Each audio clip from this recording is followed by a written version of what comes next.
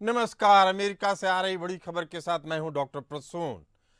इस्लाम के नाम पर आतंक फैलाने वाले और साल 2008 में मुंबई हमले का मुख्य मास्टरमाइंड तहव्वुर हुसैन राणा को भारत में लाने की सारी तकलीफें दूर हो चुकी हैं। अमेरिकी कोर्ट ने साफ कर दिया है इसका रास्ता।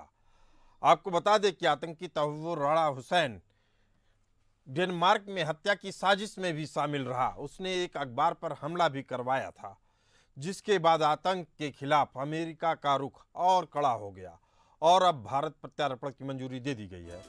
पाकिस्तानी मूल का कनाडाई नागरिक तहव्वुर राणा 26/11 मुंबई हमले का प्रमुख मास्टरमाइंड है। साल 2008 हमलों के दोषी तहव्वुर हुसैन राणा के भारत प्रत्यार्पण पर रोक लगाने की याचिका अमेरिकी सुप्रीम कोर्ट ने खारिज कर दी। तहव्वुर ने भारत आने से बचने के लिए याचिका दायर की थी। इसमें उसने कहा था कि पाकिस्तान मूल का मुस्लिम होने के कारण उसे भारत में प्रताड़ित किया जाएगा।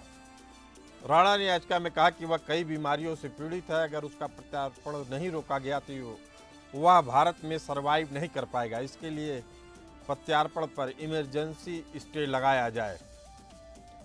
हालांकि सुप्रीम कोर्ट के जज एलेना कगान ने यह दलील नहीं मानी और याचिका खारिज कर दी। अमेरिका के शिकागो में अक्टूबर 2009 में FBI ने ओहेयर एयरपोर्ट से तहव्वुर राणा को गिरफ्तार किया था। उस पर मुंबई और कोपेनहेगन में आतंकी हमले को अंजाम देने के लिए जरूरी सामान मुहैया कराने का आरोप है। डेविड हेडली की गवाही के आधार पर तहव्वुर हुसैन राणा को 14 साल की सजा सुनाई गई। इसके बाद 5 साल उसे निगरानी में रहना था। राणा को अमेरिका में लश्कर तोयबा का समर्थन करने के लिए दोषी ठहराया गया। फिलहाल वह लॉस एंजलिस के एक हिरासत केंद्र में बंद है। इससे पहले भी 13 नवंबर 2024 को राणा ने निचली अदालत के प्रत्यार्पण के फैसले के खिलाफ सुप्रीम कोर्ट में अपील की थी, जिसे 21 जनवरी को खारिज कर दिया गया। इससे पहले उसने सैन फ्रांसिस्को की एक अदालत में अपील की थी, जिसे खारिज कर दी गई। कोर्ट ने अपने फैसले में कहा कि यह दोनों के बीच प्रत्यार्पण संधि के तहत उसे भारत भेजा जा सकता है।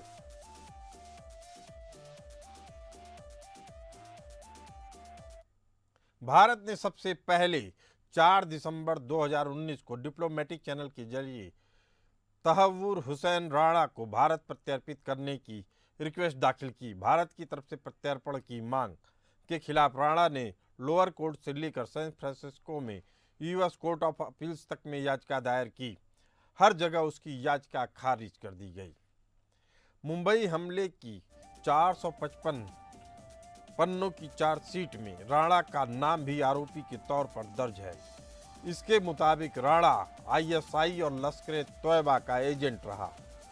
चार्जशीट के मुताबिक राणा हमले का मास्टरमाइंड डेविड कोलमैन हेडली की मदद कर रहा था। 64 साल का तहव्वुर राणा हुसैन पाकिस्तानी मूल का कनाडाई नागरिक है। उस पर पाकिस्तानी अमेरिकी आतंकवादी डेविड कोलमैन हेडली की मदद करने का आरोप है। हेडली 26/11 मुंबई हमलों के मुख्य साजिशकर्ताओं में से एक है। तहव्वुर हुसैन पाकिस्तानी सेना में डॉक्टर के तौर पर काम करता रहा। इसके बाद वह 1997 में कनाडा चला गया। वहां इमिग्रेशन सर्विसेज देने के नाम पर बिजनेसमैन के तौर पर काम शुरू किया। अमेरिकी कोर्ट के दस्तावेजों के मुताबिक राणा कई बार कनाडा, पाकिस्तान, जर्मनी, इंग्लैंड भी गया। वहां वह 7 भाषाएं बोल सकता था। सरकारी वकीलों ने सिद्ध किया कि तहव्वुर इस हमले का मास्टरमाइंड डेविड हेडली का बचपन का दोस्त और उसे पता था कि हेडली लश्कर तोयबा के साथ मिलकर काम कर रहा है। हेडली की मदद करके उसने आर्थिक मदद पहुंचाकर तहव्वुर आतंकी संस्था और उसके आतंकियों की भी मदद करता रहा। राणा को जानकारी थी कि हेडली किससे मिल रहा है, क्या बात कर रहा है। उसे हमले की प्लानिंग और कुछ टारगेट्स के नाम भी पता थे। अमेरिकी सरकार ने कहा कि राणा इस पूरी साजिश का हिस्सा था और इसे पूरी आशंका है, इस बात की पूरी आशंका कि उसने आतंकी हमले को फंडिंग करने का अपराध किया है। 13 फरवरी 2025 को अमेरिका में मोदी और राष्ट्रपति ट्रंप के बीच मुलाकात हुई। मुलाकात में प्रेसिडेंट ट्रंप ने तहव्वुर हुसैन राणा को दुनिया के सबसे बुरे लोगों में से एक बताया। ट्रंप ने कहा कि मुझे भारत सौंपने में ज्यादा खुशी हो रही है, अब वह भारत जाकर न्याय का सामना करेगा। जवाब में पीएम मोदी ने ट्रंप का शुक्रिया अदा किया। असल में राणा ने ही हेडली को मुंबई में फर्स्ट वर्ल्ड नाम के एक ऑफिस खोलने की में मदद की। यह ऑफिस उसने अपनी आतंकवादी गतिविधियों को छुपाने के लिए खोला था। डेविड हेडली ने इमिग्रेशन कंसल्टेंसी के जरिए भारत में घूमना और उन लोकेशन को ढूंढना शुरू किया जहां लश्कर-ए-तैयबा आतंकी हमला कर सकता था। डेविड हेडली ने मुंबई में ताज होटल, छत्रपति शिवाजी टर्मिनल की रेकी की। इसके बाद यहीं पर हमले भी हुए। अमेरिकी सरकार का कहना है कि डेविड हेडली ने अपने बयान में बताया कि राणा ने फर्स्ट वर्ल्ड से जुड़े एक शख्स को आदेश दिया कि वह हेडली के लिए मुंबई में फर्स्ट वर्ल्ड ऑफिस खोलने से जुड़ी फर्जी कहानी को सच दिखाने वाले डॉक्यूमेंट्स बनवाए। राणा ने हेडली को सलाह दी कि भारत विजिट करने के लिए वीजा कैसे हासिल करना है। ये सारी बातें ईमेल और अन्य दस्तावेजों से प्रमाणित हुई। साल 2011 में ही भारत की नेशनल इन्वेस्टिगेटिव एजेंसी यानी एनआईए ने राणा समेत 9 लोगों पर मुंबई आतंकी हमले की साजिश रचने और अंजाम देने के आरोप में चार्जशीट दाखिल की। साल 2023 में मुंबई पुलिस की तरफ से पेश की गई 400 पेज की चार्जशीट में पुलिस ने लिखा कि राणा 11 नवंबर 2008 को दाखिल हुआ भारत में और 21 नवंबर तक यहां रहा। इस दौरान वह 2 दिन मुंबई के पवई के होटल रेनेसा में रहा। इतना ही नहीं, साल 2011 में राणा को डेनमार्क के न्यूज़पेपर मॉर्गनाविसेन जाइलेसलैंड्स पोस्टेन पर हमले की साजिश रचने का दोषी पाया गया। इस अखबार ने 2005 में पैगंबर मोहम्मद पर 12 विवादास्पद कार्टून छापे थे। इसके विरोध में ऑफिस पर हुए हमले में एक कार्टूनिस्ट का सर कलम कर दिया गया। अगले साल ही यही 12 कार्टून चार्ली हेब्दो नामक फ्रांसीसी मैगजीन ने छापे, जिसके बदले में 2015 में चार्ली हेब्दो के ऑफिस पर हमला करके 12 लोगों की हत्या कर दी गई। जिसके बाद अमेरिकी सरकार ने भी आतंकी तहव्वुर हुसैन राणा को भारत को सौंपने का मन बना लिया। वहीं भारत सरकार तहव्वुर हुसैन राणा को भारत में लाने के लिए 6 साल से कोशिश कर रही है, जिसमें अब सफलता मिल चुकी है। इसी मुद्दे पर चर्चा करने के लिए मौजूद हमारे साथ सिक्योरिटी एक्सपर्ट जे.एस. सोढ़ी साहब और संजीव श्रीवास्तव जी, जियो पॉलिटिकल एक्सपर्ट के तौर पे आप दोनों मेहमानों का बहुत बहुत स्वागत है। सोढ़ी साहब, अमेरिकी जेल में ऐसा क्या है जो भारतीय जेल में नहीं है? तहव्वुर राणा भारत में आने से क्यों बचना चाह रहा है? जय हिंद प्रसून जी, ये मेरा सौभाग्य कि मैं आपके न्यूज चैनल और विख्यात को पैनलिस्ट के साथ हूँ। प्रसून जी, तहव्वुर राणा जानता है कि जो उसने भारत में घिनौनी हरकतें की हैं, उसके लिए उसे कड़ी सजा मिलेगी भारत में, और इसलिए उसने हर मुमकिन कोशिश की है कि उसे भारत ना भेजा जाए। लेकिन अमेरिका की कानून व्यवस्था और ऊपर से राष्ट्रपति डोनाल्ड ट्रंप का भारत को आश्वासन देना कि तहव्वुर राणा को मैं वापस भेजूंगा, ये भारत के लिए बहुत बड़ी कूटनीतिक एक जीत है, जिसकी वजह से ये खौफनाक और खतरनाक आतंकवादी कुछ ही दिनों में भारत आने वाला है। मैं कहूंगा प्रसून जी, ये तो एक ही आ रहा है, ऐसे कई और हैं जो कनाडा में, अमेरिका में, विकसित देशों में, यूनाइटेड किंगडम में, जर्मनी में, फ्रांस में इतने लोग बैठे हैं जो कि भारत विरोधी हरकतें कर रहे हैं। एक एक करके जल्द से जल्द इन सबको लाना चाहिए, ताकि जो भारत के खिलाफ जंग लड़ रहा है विदेशों से, उस पर कानूनी कार्रवाइयों और उसे सख्त से सख्त सजा मिले।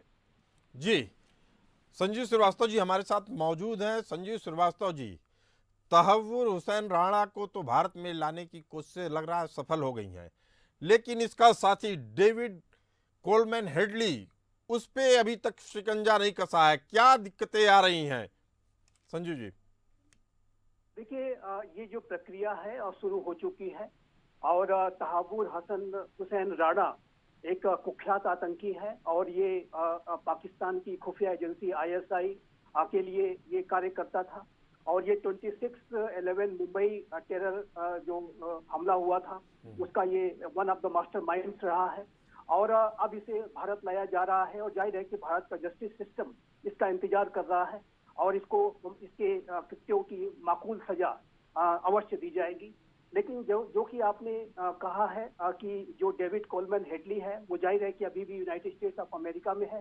तहव्वुर हुसैन राणा ये कैनेडियन इसकी सिटीजनशिप रही, लेकिन ये जो डेविड कोलमैन हेडली है, ये अपने पेरेंट्स में कोई एक उसका अमेरिकन सिटीजन होने की वजह से वो शायद अमेरिकी नागरिकता रखता है, और जो एक जो जुडिशियल प्रोसेस है उसके एक्सट्रेडिशन को लेकर के भी, उसके संदर्भ में भी भारत अपना प्रयास कर रहा है। और यदि यूनाइटेड स्टेट्स ऑफ अमेरिका को आतंकवाद के विरुद्ध अपनी जो लड़ाई को निर्णायक अंजाम तक पहुंचाना है, तो जाहिर है कि सभी ऐसे जो वांछित आतंकी हैं, जो जहां कहीं भी हैं, चाहे वो यूनाइटेड स्टेट्स ऑफ अमेरिका में हो, कनाडा में हो, लंदन में हो या पाकिस्तान में हो, सभी को भारत में जो भारत के जस्टिस सिस्टम को उनको हवाले करना चाहिए। यदि यूनाइटेड स्टेट्स ऑफ अमेरिका आगे आने वाले समय में डेविड कोलमैन हेडली को भी एक्स्ट्राडाइट करता है, तो ये भारत और अमेरिका के जो काउंटर टेररिज्म और इंटेलिजेंस शेयरिंग के कोऑपरेशन को और उच्च स्तर पर ले जाएगा, और ये पूरे विश्व में आतंकवाद के विरुद्ध जो युद्ध चल रहा है उसके लिए भी एक अच्छा स्टेप होगा। संदेश, एक बड़ा संदेश जाएगा अगर तहव्वुर राना की वापसी होती है और उसको सख्त से सख्त सजा मिलती है, तो यह उन देशद्रोहियों के लिए, उन साजिशकर्ताओं के लिए एक बड़ी चेतावनी होगी कि वह दुनिया के किसी भी कोने में क्यों न छिप जाएं, चाहे वह अमेरिका जैसा ताकतवर मुल्क ही क्यों ना हो, उन्हें भारत ला के उनके किए की सजा दी जाएगी। लेकिन सवाल फिर उठता है कि यह फंडर जो फंडिंग करता था, उसको मालूम था कि कौन कौन साजिश करता है।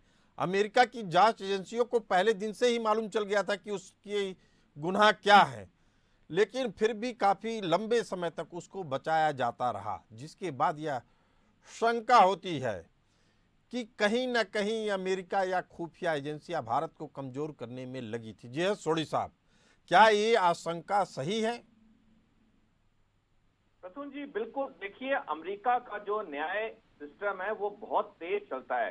भारत में जहां 25 से 30 साल लग जाते हैं लोअर कोर्ट से सुप्रीम कोर्ट तक जाने के लिए, वहां अमेरिका में कुछ महीनों में ही लोअर कोर्ट से ऊंची अदालत तक सब कुछ केस क्लियर हो जाता है। और इतने सालों तक इस खतरनाक आतंकवादी को अमेरिका ने रखा। डेफिनेटली अमेरिकी एडमिनिस्ट्रेशन जो वक्त वक्त कभी रिपब्लिकन का, कभी डेमोक्रेट का, उसमें कुछ ऐसे लोग थे, ऐसे तत्व थे जो कि इसे पूरी तरह शरण दे रहे थे और इसे वापस भारत नहीं भेजना चाहते थे। देखिए, कोई भी बड़े से बड़ा, हमने देखा राष्ट्रपति डोनाल्ड ट्रंप भी जब राष्ट्रपति चुनाव लड़ रहे थे, उनके ऊपर केस थे, कितने हफ्तों के अंदर केस की सुनवाई हो जाती थी, वर्डिक्ट आ जाता था। तो जब एक राष्ट्रपति उम्मीदवार के लिए वहां पे ये सिस्टम इतना तेज है, जो कि बाकी आम नागरिक के लिए भी है, तो ऐसे खतरनाक आतंकवादी को इतने लगे। डेफिनेटली अमेरिकी सरकार में, अमेरिकी प्रशासन में कुछ ऐसे लोग हैं जो इसे पूरी तरह अंत तक बचाने की कोशिश कर रहे थे, लेकिन वो सफल नहीं हुए। प्रसून जी, मैं एक और टिप्पणी करना चाहूंगा। देखिए, अमेरिका की कुछ चीजें हमें पता होती हैं पब्लिक डोमेन में, लेकिन कुछ चीजें होती हैं जो बिल्कुल खुफिया रहती हैं। जैसे उनकी जो CIA है, वो कई देशों में वो डीप स्टेट को फंड करती है, वो कई देशों सोढ़ी साहब, लेकिन इसके लिए हम अमेरिका को कितना दोष दें, जबकि इसी 26/11 हमले को लेकर जो 2008 में मुंबई में हुआ, महाराष्ट्र के एक IPS थे MS मुशर्रफ करके, आप शायद जानते हो, IG रहे हुआ, अब किसी राजनीतिक दल में नेता हैं। उन्होंने साफ तौर पे आरोप लगाया कि यह भारतीय एजेंसियों की कारस्तानी थी। उन्होंने एक कदम आगे जाके कहा कि यह ब्राह्मणवादी ताकतों की साजिश थी और कई तरीके के घिनौने आरोप लगाए। उन्होंने करकरे की शहादत को भी राजनीतिक तौर पे रंग देने की कोशिश की। क्या आपको नहीं लगता है ऐसे लोग ही यहाँ स्लीपर सेल का काम कर रहे हैं? नाम लेना इसलिए जरूरी था चूंकि उनकी जितनी भी किताबें आती हैं वह एक नए तरीके से आतंकियों को बचाने के लिए नया शगुफा छोड़ते हैं, तमाम अपने मन गढ़ंत कहानियां गढ़ते हैं, किताब पब्लिश कर देते हैं, मुस्लिम युवाओं को भड़काते हैं, बहलाते हैं, फुसलाते हैं और भटका देते हैं। इसके लिए अगर भारत सरकार कुछ नहीं कर पा रही है तो दूसरी एजेंसियों को क्या कहा जाए? सोढ़ी साहब।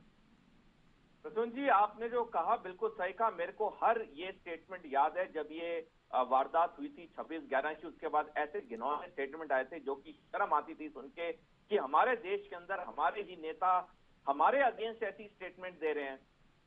मैं आपके साथ पूरी तरह सहमत हूं। देखिए, ये जो लोग हैं ये भारत को अंदर से खोखला खाली करना चाहते हैं, क्योंकि इनका एक ही लक्ष्य है, चुनाव जीतना। चुनाव तो वो जीते या हारे वो तो जनता के ऊपर निर्भर है, लेकिन वो लोगों को जो भटकाते हैं, शायद वो एक आधा चुनाव जीत भी जाए, लेकिन इस पूरी प्रक्रिया में वो भारत को अंदर से कमजोर करते हैं, खोखला करते हैं। और ये मैं कहता हूं सबसे बड़ा देशद्रोह होता है। मैं मानता हूं हर लेकिन पॉलिटिकल पार्टी। फिर सोढ़ी साहब, सवाल तो यही है ना कि मान आप भी मान लिए, हम भी मान लिए, देश की 80% जनता भी मान ली, लेकिन कार्रवाई नहीं होगी तो अमेरिका जब कहेगा कि आप अपने यहाँ खुद भी किसी निष्कर्ष पर नहीं पहुंच पाते, हमसे क्या ज्यादा उम्मीदें पाले हैं, तो हमें क्या अपने सिस्टम के अंदर देखना चाहिए या नहीं?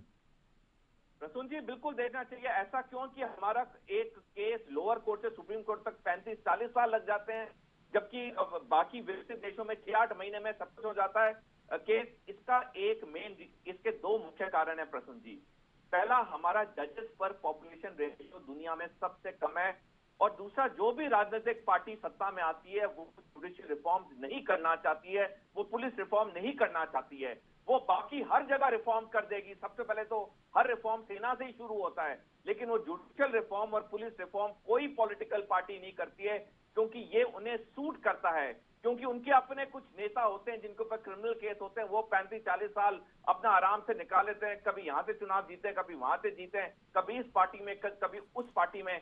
जब तक हमारे देश में जुडिशियल और पुलिस रिफॉर्म्स नहीं होंगे, ये जो हमारी न्याय प्रक्रिया है वो 35-40-50 साल चलेगी। और आपने सही कहा कि जब इतनी लंबी प्रक्रिया हमारे देश में चलती है, बाकी विदेशों को तो मौका मिल जाता है कहने का कि आपके देश में तो न्याय प्रक्रिया 35-40 साल चलती है, हमारे यहाँ तो 6-8 महीने में पूरी हो जाती है।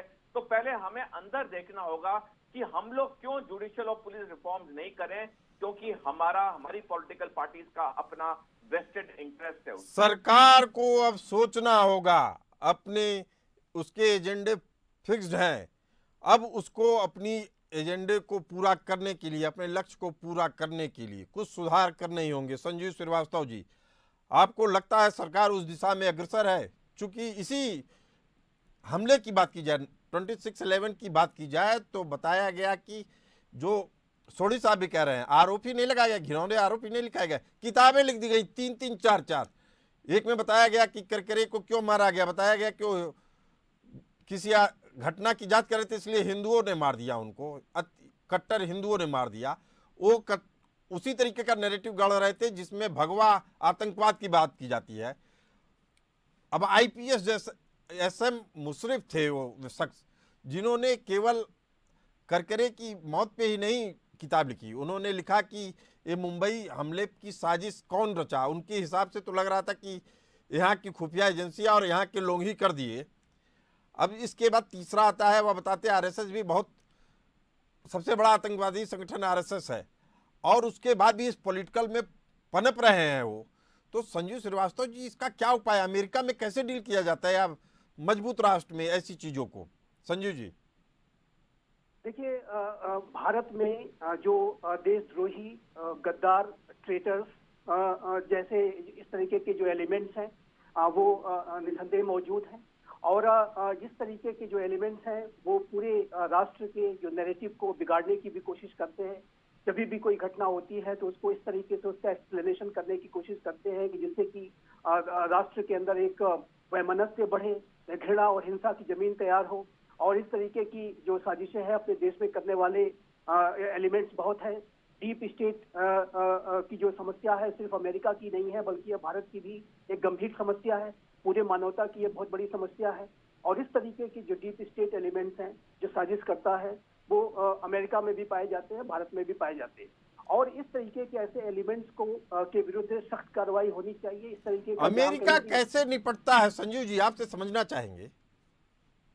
देखिए, अभी तक यूनाइटेड स्टेट्स ऑफ अमेरिका में डीप स्टेट एलिमेंट्स के ऊपर जो कार्रवाइयां थी वो नहीं हो रही थी, ये बात बिल्कुल सच है। डीप स्टेट की एक्टिविटीज अमेरिका में भी लगातार चली हैं और भारत में भी ये है, विश्व में जैसा कि मैंने कहा ये पूरी मानवता की समस्या है।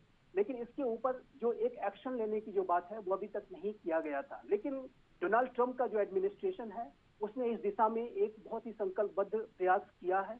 और एलन मस्क की अध्यक्षता में जो एक डोज नामक डिपार्टमेंट बनाया गया है वो अनेक ऐसे जो खुलासे कर रहा है कि जिससे कि अमेरिका के सिस्टम के अंदर ही भ्रष्टाचार की जो समस्या है वो उजागर हो रही है और अनेक ऐसी कार्रवाइयों को करने के बारे में जो ट्रंप प्रशासन है वो आगे बढ़ रहा है। अभी आपने देखा कि उन्होंने एग्जीक्यूटिव ऑर्डर साइन किए जिसमें कि जॉन एफ कैनेडी और मार्टिन लूथर किंग की जो हत्या हुई थी उनकी उनसे संबंधित डॉक्यूमेंट्स को भी डीक्लासिफाई करने का एक आदेश उन्होंने किया है। तो ये जो और डोज नामक जो ये एजेंसी है वो जाहिर है कि इस पूरे विषय को बहुत ही गंभीरता के साथ वॉच कर रही है। राष्ट्रपति ट्रंप का मैंने स्टेटमेंट देखा है तो वो यूनाइटेड स्टेट्स ऑफ अमेरिका की जो मिलिट्री और CIA और FBI सभी को इन्वेस्टिगेट करना चाहते हैं। तो मेरा ऐसा मानना है प्रसून जी कि राष्ट्रपति डोनाल्ड ट्रंप ने बेहद सकारात्मक जो कदम उठाया है और इसी तरीके के कदम को भारत में भी उठाए जाने की आवश्यकता है। मैं पहले भारत में भी उठाए जाने की आवश्यकता है, लेकिन फिर जिस ISI का एजेंट बताया जाता है, लश्कर ए तैयबा का एजेंट बताया जाता था तहव्वुर राणा को, क्या मान लिया जाए कि अभी लश्कर ए तैयबा जैसे संगठन अब काफी बैकफुट पे जा चुके हैं? यकीनन देखिए, आज का ये जो नया भारत है प्राइम मिनिस्टर श्री नरेंद्र मोदी के नेतृत्व का, वो आतंकवाद के ऊपर, देखिए प्रसून जी, मैं जो हम डीप स्टेट की जो चर्चा हम कर रहे हैं ये भी एक आतंकवाद ही है और एक छुपा हुआ आतंकवाद है। हिडन तरीके के अंदर के ही जो भ्रष्ट एलिमेंट्स हैं, देशद्रोही गद्दार एलिमेंट जो है, मानवता जो व्हाइट कॉलर वाले लोग हैं, और व्हाइट कॉलर उसमें हर तरीके के लोग हो सकते हैं, छुपे तौर पर ये कार्य करते हैं, शैतानी मानसिकता के साथ कार्य करते हैं और ये हर जगह होते हैं। लेकिन जो आतंकवाद का जो प्रत्यक्ष रूप हमें दिखता है, जो कि लश्कर ए तैयबा जैसे मोहम्मद, ISIS, अलकायदा, तो जाहिर है कि इसके विरुद्ध यूनाइटेड स्टेट्स ऑफ अमेरिका भी एक जीरो टॉलरेंस की पॉलिसी के तहत never forgive and never forget की नीति के तहत अमेरिका काम करता है और अमेरिका अपने देश के विरुद्ध किए गए किसी भी आतंकवाद को कभी भी भूलता नहीं है और उसे सजा तक अवश्य पहुंचाता है, सजा तक अवश्य पहुंचाता है। लेकिन फिर सवाल उठता है, सोढ़ी साहब, क्या पाकिस्तान और खालिस्तानी आतंकवादियों का गढ़ बना कनाडा अब इन आतंकवादियों के लिए सुरक्षित शरण स्थली नहीं रहा? सोढ़ी साहब। प्रसून जी, एक बहुत प्रसिद्ध किताब है जिसका नाम है cold terror, how Canada nurtures terrorism, जो कि स्टीवर्ट बेल ने लिखी है। और लेखक ने बड़े अच्छे आंकड़ों के साथ समझाया है कि कनाडा क्यों 1980 के दशक से खालिस्तानियों को, इस्लामिक जिहादियों को और दुनिया के हर आतंकवादी को वो शरण देता है। तो मेरे को तो नहीं लगता कि एक ये तहव्वुर राणा के भारत आने से कनाडा इन आतंकवादियों को समर्थन देना बंद कर देगा। सोढ़ी साहब, आपने बड़ी अहम किताब का नाम बताया, उसमें जल्दी से समझना चाहेंगे कि उसमें उन्होंने क्या बताया है कि क्यों पनप रहा है? देखिए प्रसून जी, ये इसलिए कनाडा इनको पूरी तरह से समर्थन दे रहा है क्योंकि कनाडा को पैसा मिलता है इनसे, और कनाडा सोचता है कि ये जो आतंकवादी हैं ये कनाडा के ऊपर तो वार नहीं करे, ये बाकी देशों पे वार करें, वो करते रहे, हमें पैसे से मतलब है। और इसलिए जो भी कनाडा की सरकार आई है 1980 से, चाहे लिबरल की हो चाहे कंजर्वेटिव की हो, उन्होंने खालिस्तानियों की तरफ, इस्लामिक जिहादियों की तरफ, बाकी आतंकवादियों की तरफ पूरी तरह आंखें बंद कर ली हैं क्योंकि उन्हें सिर्फ पैसे से प्यार है। पैसे से प्यार है। लेकिन अब भारत का क्या होगा? भारत क्या मजबूत है अपने न्यायिक व्यवस्था को लेकर, पुलिस व्यवस्था को लेकर, या कहा जाए खुफिया व्यवस्था को लेकर? सोढ़ी साहब, अगर आपको मार्क देना हो, नंबर देना हो, तो कितना नंबर देंगे भारत को इन तीनों व्यवस्थाओं में?